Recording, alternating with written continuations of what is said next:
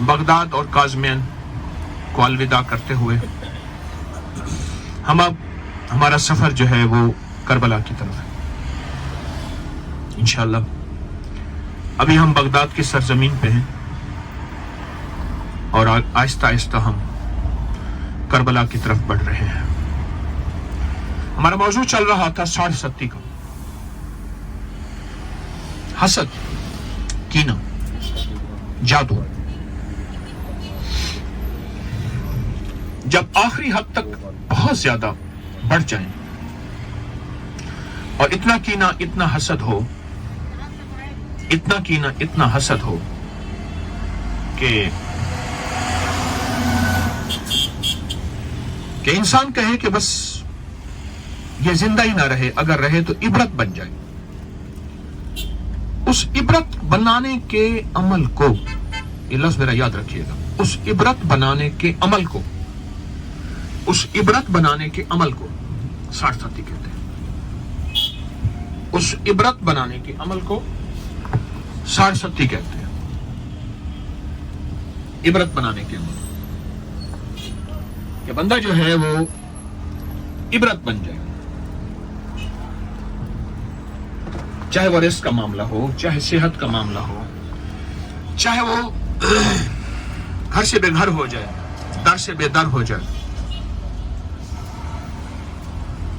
بے نام و نشان ہو جائے، یا یہ ہے کہ اس کی نسلیں مٹ جائیں، اولاد نہ ہو، آگے بیٹے نہ ہوں، نسبندی کی ہوئی ہو۔ اس کا ایک نظم ہوتا ہے، اس کی ایک ترتیب ہوتی ہے۔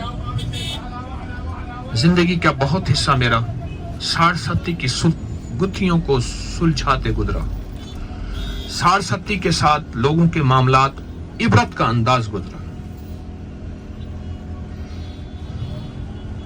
میں 67 کا علاج بھی بتاؤں گا، اس کے مختلف علاج بتاؤں گا۔ ایک کیس میرے پاس آیا، وہ یہ تھا کہ 2 بھائی تھے۔ فیصل آباد کے ساتھ ایک جگہ ہے جڑا والا، فیصل آباد کے لاہور پاکستان میں، فیصل آباد کے ساتھ وہاں 2 بھائیوں کی زمین تھی، اور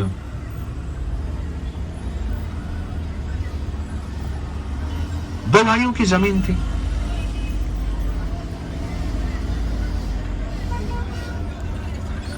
تقسیم ہونی تھی۔ بڑا بھائی کہتا تھا کہ فرنٹ سارا میرا ہے، پیچھے کا حصہ تیرا ہے، کیونکہ میں والد کے زیادہ قریب رہا ہوں۔ شریعت، قانون، زمانہ کہتا تھا کہ تقسیم تو برابر کی ہے، جتنا فرنٹ تیرا ہے اتنا فرنٹ اس کا آئے گا۔ زمانہ یہ کہتا ہے، لیکن وہ کہتے ہیں نہیں۔ میرے پاس وہ چھوٹا بھائی آیا جو اس نے اپنا منظر بیان کیا۔ اس کا منظر یہ تھا، ایک ہنومان ہے، اس کو ہنومان بھی کہتے ہیں، ہنومان بھی کہتے ہیں،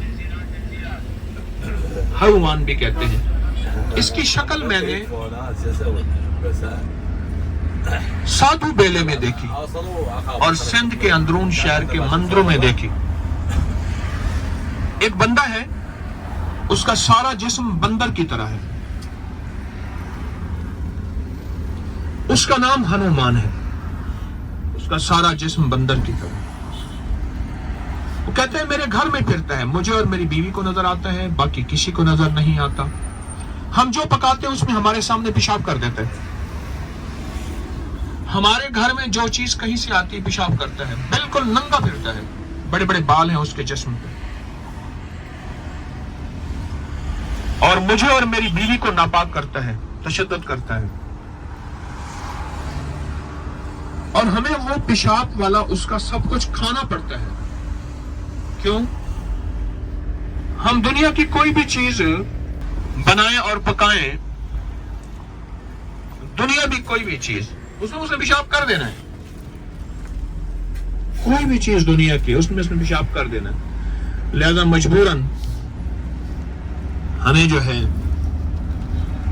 کھانا پڑتا ہے वही खाना पेशाब वाला। कहने लगे बहुत अरसे के बाद, जैसे कहते हैं ना, खुद उस हनुमान को भी इन पे तरस आया। बहुत लोगों के पास गए, किसी ने बकरा, किसी ने पैसे, किसी ने माल, किसी ने चीजें, बहुत गए, लेकिन हुआ कुछ ना। आखिर वो कहने लगा, खुद तुम जगह जगह फिर रहे हो, तुम जाके ना, एक माई नीफा है, माई नीफा, उस माई का नाम है, फलां जगह होती है, मुझे उसने भेजा है, उसको राजी कर लो, मैं वापस चला जाऊंगा। मैंने तुम्हें सता लिया, मुझे खुद तरस आने लगा है। उसने पता दिया, हम उस माई के पास गए। माई देख के मुस्कुराई, हंसी, कहने लगे तेरा भाई आया था, मुझे इतने नोट दे गया था, मुंह मांगे। भाई को फ्रंट का सारा तू दे दे, इसको बुला लोगे वापस। क्यों? तेरे भाई ने जो अमल करवाया है, वो करवाया है 60 का अमल। ये तेरे ऊपर 7 साल से ज्यादा, 17 साल से ज्यादा, 27, 37, 37 और फिर चल सो चल, ये तेरे हाल नहीं छोड़ेगा तेरा, और तुझे नहीं छोड़ेगा ये।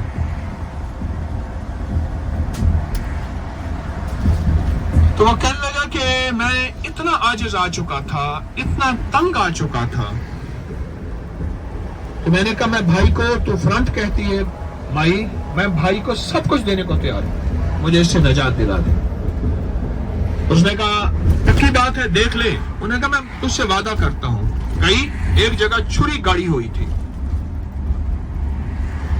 उसने वो छुरी निकाली। फिर एक और जगह गई, छुरी गाड़ी हुई थी, वो निकाली। 6 छुरियां जब निकाल ली, 7वीं छुरी निकालने से पहले कहने लगी फिर सोच ले, फिर सोच ले, ये 7वीं छुरी जो है, यही आखिरी 60 की बुनियाद थी। अगर मैं निकाल दूंगी, हनुमान वापस चला जाएगा, तेरे घर में तमंगरी, माल, दौलत, रिज्क, इज्जत आएगा। वो कहने लगा मेरे घर का हाल ये है, जो फल आता है, जो चीजें आती हैं, वो कीड़े हो जाते हैं, उसमें कीड़े पड़ जाते हैं, कपड़े पड़े पड़े गल जाते हैं, सुराख हो जाते हैं, खून के पानी के छींटे आते हैं, गोश्त के लोथड़े आते हैं, गोश्त के टुकड़े आके गिरते हैं। कहां से आए थे? ताजा गोश्त, बिल्कुल ताजा गोश्त, जिनसे खून रुस रहा है। कहां से आए थे?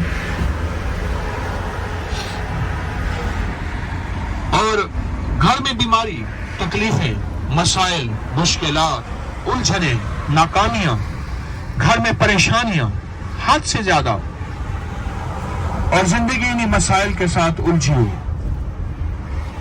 अपने छोड़ गए और पराए भी पराए हो गए, अपने भी पराए हो गए, और मेरा घर उलझा हुआ है, मेरी जिंदगी उलझी हुई है, जिल्लत और रुसवाई मेरे साथ है, इज्जतों का नाम खत्म हो गया।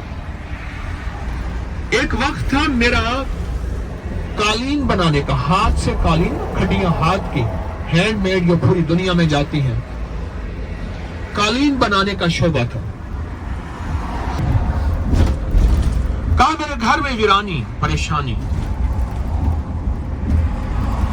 बच्चे स्कूल छोड़ गए, गुम ज़हन हो गए, हर चीज बच्चों को भूल जाती थी, और जिंदगी में रुसवाइयां, परेशानियां, मुश्किलात। तो 7वीं छुरी निकालने से पहले वो खातून फिर मेरी तरफ मुतवज्जे हुई और कहने लगी अब बताओ कि उसको जमीन, उसने कहा मैं फ्रंट की बात ना कर, उसका मैं सारी जमीन उसको दूंगा, सारा बाप का हिस्सा उसको दूंगा, मुझे इससे जान छुड़वा दे, मुझे इससे जान छुड़वा दे। आखिरकार कहने लगे कि उन्होंने जो है वो, उसने वो जब 7वीं छुरी निकाली ना, बस यूं निकालते ही वो हनुमान उस वक्त सामने आ गया और आके उसने सजदा किया उस माई को, नीफा को। उन्होंने कहा मेरे लिए क्या हुक्म है? उन्होंने कहा हमारे तो कैद खाने में चला जा। उसने वो हनुमान काली चीजें कैद की हुई थी, जिस पे छोड़ दे, जिस पे वापस ले आए। वो शख्स कहने लगा कि उस माई के बाहर वो गाड़ियों की लाइनें होती थी, बड़े बड़े लोग आए होते थे, اور انہیں پتا ہوتا تھا مائی کے منہ سے جو پیسے نکلے ہیں بس ختم، نہ اپیل نہ وکیل نہ دلیل، بس نکل گئے۔ اور مائی ڈنکے کی چوٹ پہ کالے جادو کا عمل کرتی تھی، اور 60 کا عمل کرنے میں مائی کا کوئی ثانی نہیں تھا۔ یہ بات اس نے کہی۔ اب اگلی بات سنیں، ہنومان واپس چلا گیا، لیکن ہنومان واپس نہیں گیا۔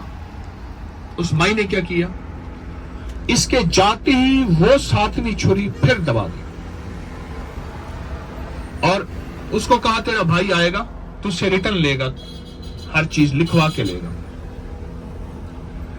بھائی آیا، اسٹامپ، اس نے کہا میں نے نہیں دیکھا کیا اسٹامپ پہ دستخط کرا رہے ہیں، انگوٹھے کرا رہے ہیں، میں نے دے کے دے دیے۔ بھائی خوش ہوتا ہوا گیا، جاتے ہوئے زمین پہ پاؤں مارا، اتنے سال ذلیل ہوا ہے، خوار ہوا ہے، تجھے کہا تھا۔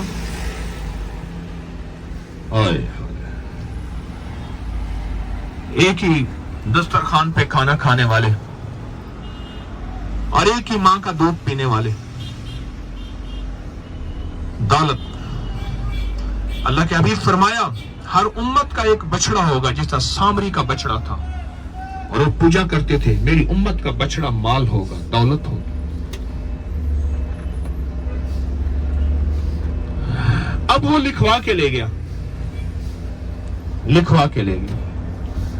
اب آگے عجیب بات سنیں، اس نے چھری واپس ڈال دی۔ کیوں؟ اسے پتا چل گیا یہ وہاں گیا ہے۔ اس نے کہا مائی نیفا سے، یہ جو گھر ہے ماں باپ کا، یہ گھر بھی مجھے چاہیے، اس کو کوئی خالی کرے۔ یہ اپنی غربت اور تنگ دستی کی انتہا پہ پہنچ چکا تھا۔ تو وہ کہتے ہیں یہ مکان بھی مجھے لے کر دے۔ زمین اس نے لکھوا لی، ساری جائیداد ساری لکھوا لی۔ اب وہ مکان رہتا تھا جس میں وہ غربت، تنگ دستیوں، حالات، 60 کا مارا ہوا، اب وہ مکان اس کے پاس تھا۔ اب وہ کہتے ہیں مکان بھی دے۔ اب یہ گھر پہنچا، ہنومان پھر پہنچ گیا۔ انہیں یہ کیا؟ اس نے کہا مائی نیفا نے مجھے کہا ہے، وہ کہتے ہیں یہ مکان بھی دے۔ اب ان حالات کے بعد یہ روتا ہوا میرے پاس آیا، آپ سمجھے؟ ان حالات کے بعد یہ روتا ہوا میرے پاس آیا۔ کسی نے کہا کہ وہاں ایک کوئی پیر حکیم بیٹھا ہے، تو اس کے پاس جا تو۔ اب میں نے اس کے جب حالات دیکھے، حالات، گھر کی روٹی نہیں، گھر کا رزق نہیں۔ اب دیکھیں جگہ جگہ بیری کے درخت ہیں، یہ بیری کا درخت ہے، بغداد میں بیری کے درخت ہے۔ میرا گمان ہے، وجدان ہے، خیال ہے، کیونکہ یہاں صحابہ رہے، انبیاء رہے، اولیاء رہے، صلحاء رہے، آل رسول رہے، اصحاب رسول رہے، تو اتنے زیادہ جنات بھی ہوں گے، بہت زیادہ جنات ہوں گے۔ جنات کی عمر تو لمبی ہوتی ہے۔ اللہ پاک نے ان کے مسکن اور قیام کے لیے بہت زیادہ بیری کے درخت، ہزاروں میل کی پٹی میں بیری بہت زیادہ ہے۔ میں نے زندگی میں کسی شہر میں اتنی بیریاں نہیں دیکھی۔ بیری کے درخت تو ہیں، لیکن کہیں اتنی زیادہ بیریوں کے درخت نہیں دیکھے جتنی بیریوں کے درخت یہاں ہیں۔ اور یہاں دجلہ بھی ہے، اور یہ بیریوں کے درخت، میرا گمان ہے، میں اپنی بات کا دعویٰ تو نہیں کر سکتا۔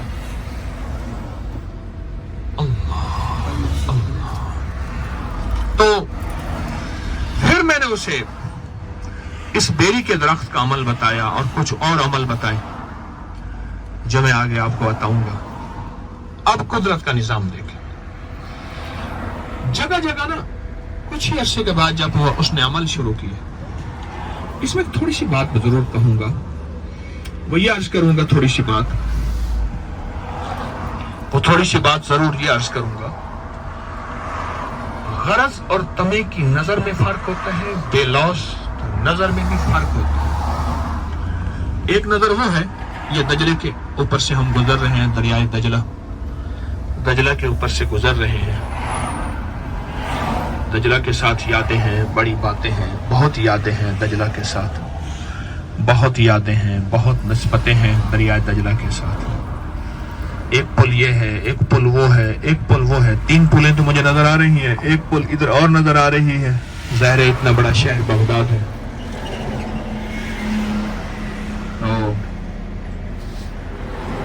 مجھے اچانک ایک بات یاد آئی. میں نے ایک جگہ پڑھا تھا, مجھے یاد نہیں, اگر میرا حافظہ ٹھیک کام کر رہا ہے. ایک بزرگ تھے جو دریائے دجلہ کا پانی 3 گھونٹ پیتے تھے, صرف اس نیت سے کہ اس پانی سے انبیاء نے پیا, آل رسول نے پیا, صحابہ نے پیا, اولیاء نے پیا, صلحاء نے پیا. فرماتے تھے میں ان کا جوٹھا پی رہا ہوں, اور مومنوں کا جوٹھا, ایمان والوں کا جوٹھے میں شفا ہوتی ہے, شفا ہوتی ہے. اچانک دجلہ کے اوپر ہماری اس وقت جو ہے وہ بس کھڑی ہے, ٹریفک کی وجہ سے دجلہ کے اوپر پل پہ کھڑی ہے ہماری بس. تو وہ بات اچانک یاد آئی مجھے, اچانک یاد آئی. اچھا, اب ہوا یہ کہ جب میں نے اس کو عمل دیا اور اس نے عمل شروع کیا, عمل شروع کیا, تو اس عمل کے شروع کرنے کے بعد کچھ عرصے کے بعد ہنومان آیا اور کہنے لگا تو ایسا کر, بھائی سے سلح کر لے.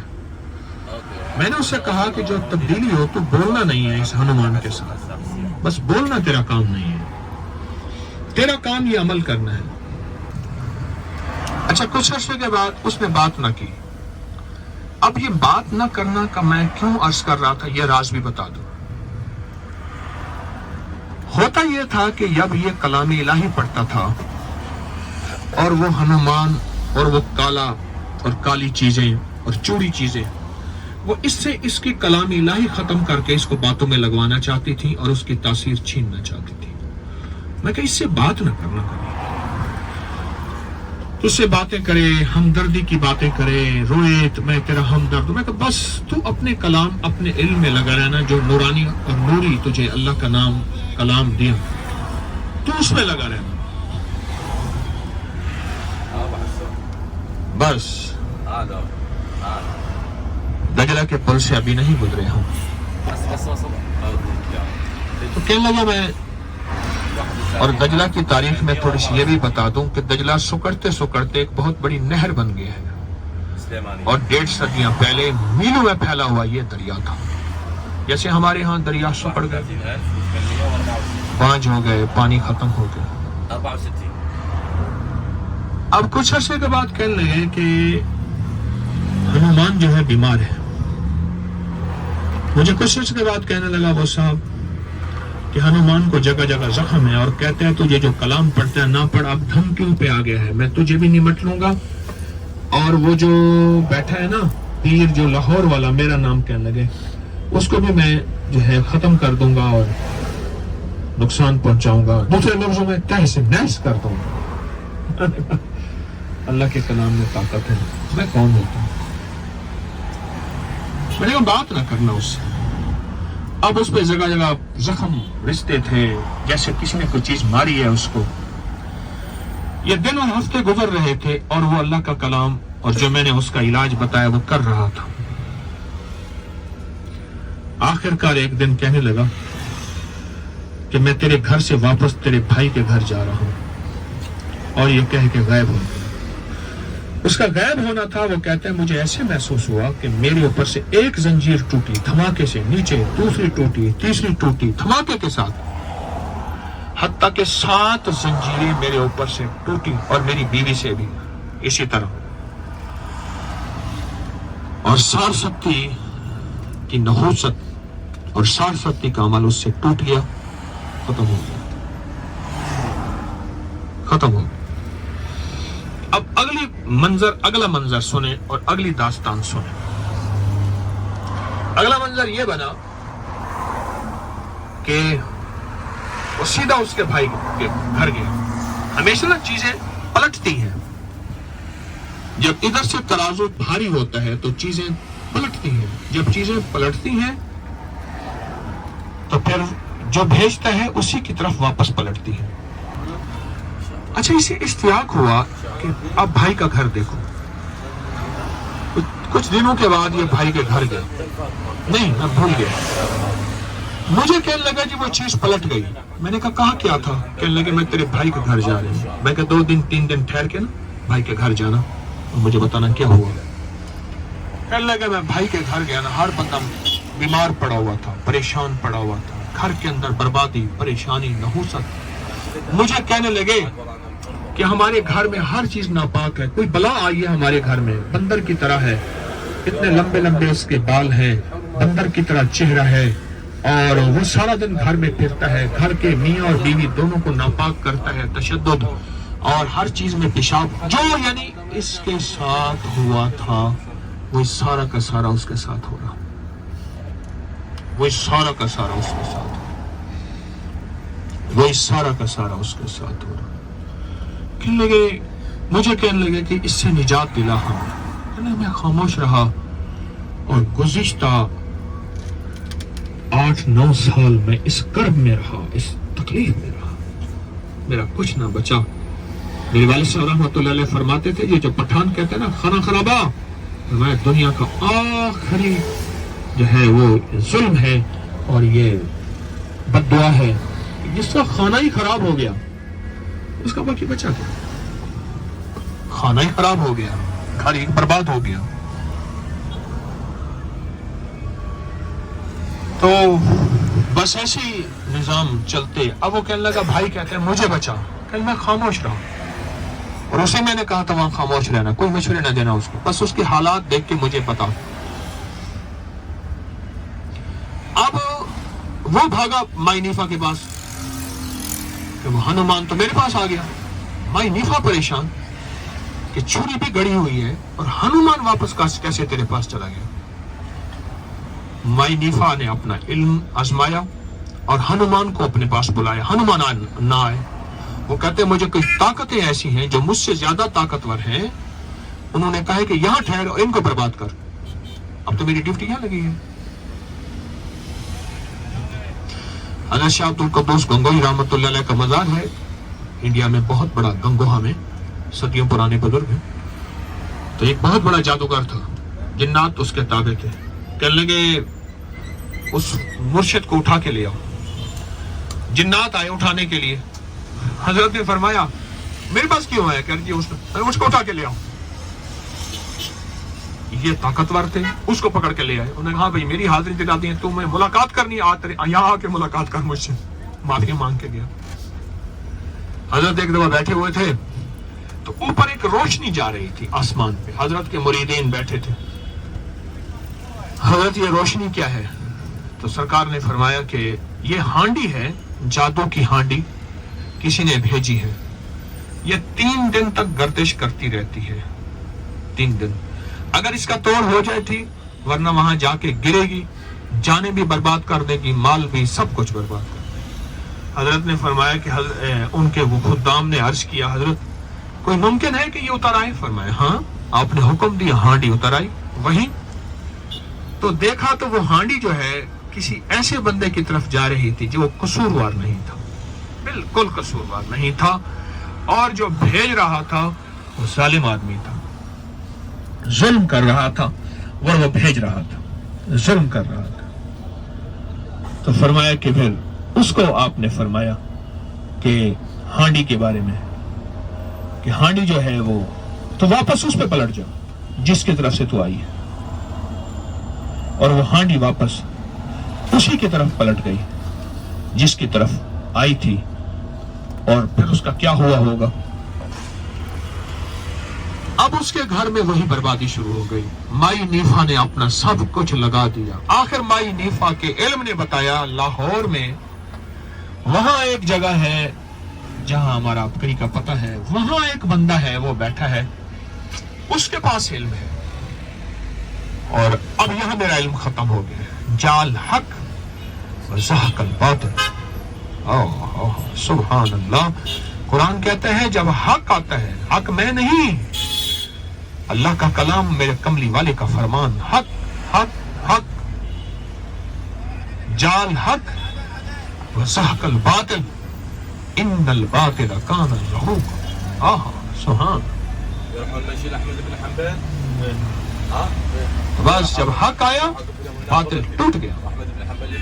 میرے پاس تو کلام اللہ اور فرمان رسول اللہ اور اللہ والوں کے وظائف، آل رسول، اصحاب رسول کی تسبیحات، ذکر، میرے پاس تو یہ ہے، میرے پاس تو یہ نعمتیں ہیں نا، میرے پاس تو یہ نعمتیں ہیں۔ میں لوگوں کو یہ بتا رہا ہوں بس. اب وہ بندہ میرے پاس آیا. کون بلا؟ بھائی. ہائے ظلم کی کالی رات تھی. وہ میرے پاس آیا. ایسے ایسے میرا ایک بھائی آیا تھا، ابو وہاں آیا تھا. اس نے جتنے دیے تھے نا میں اسے ڈبل دیتا ہوں، اسے ٹرپل دیتا ہوں. اس نے تو کچھ بھی نہیں دیا مجھے. اسے یقین ہی نہ آیا. جیسے ہمارے بھائی بیٹھے ہیں جوہر آباد کے، میں ان کے ہاں گیا تو نون صاحب تو ان کو پاس جو ہے وہ کہنے لگے میرا پیر جو ہے ہمارا آیا تھا 40,000 لے گیا، تیرا پیر تو بڑی گاڑی پہ آیا تھا، میں جیپ پہ گیا تھا. تو وہ کہنے لگا تیرا بھائی پیر تو بڑی گاڑی میں آیا تھا، وہ تو زیادہ لے گیا ہوگا. اس نے کہا لیا ہی نہیں، پیٹرول تک نہیں لیا. وہ مانا ہی نہ، آج تک نہیں مانا انہوں نے. میں نے کہا میں نے تو کچھ نہیں لیا. کہنے لگے نہیں میں آپ جتنا چاہے. میں نے کہا میں کچھ نہیں لیتا. مجھے کہنے لگے مجھ سے عذاب ڈال دو. میں نے کہا اللہ کی تقسیم، اس کے حبیب کی وراثت کے تقسیم پوری کر، حق دے دے اس کو. اور اب تک اس کو ذلیل کیا، جھکتا دے دے، اور اب تجھے دے گا. آپ حیران ہوں گے اس فقیر کو اللہ نے یہ سعادت دی ہے. اس فقیر کو اللہ نے یہ سعادت دی اور اس نے اس کا حق دیا. پیرانی پیر شیخ عبد القادر جیلانی رحمۃ اللہ علیہ کا یہ جامع ہے، جامعہ نظامیہ جو ہوتا تھا. اور وہ سامنے حضرت پیرانی پیر شیخ عبد القادر جیلانی رحمۃ اللہ علیہ کا مینار ہے اور مزار.